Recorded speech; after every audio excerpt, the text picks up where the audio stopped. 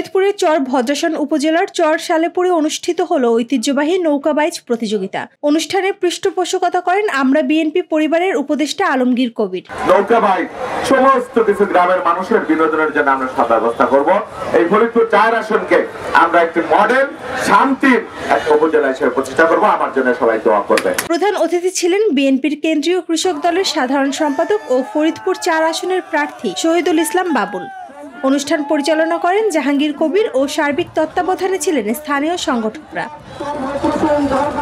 প্রতিযোগিতায় বিজয়ীদের মধ্যে প্রথম পুরস্কার হিসেবে মোটরসাইকেল, দ্বিতীয় পুরস্কার টিভি ও তৃতীয় পুরস্কার মোবাইল ফোন প্রদান করা হয়। সমাপনী বক্তব্যে প্রধান অতিথি বাবুল জানান, প্রতি বছরই এভাবে নৌকাবাইজের আয়োজন করা হবে।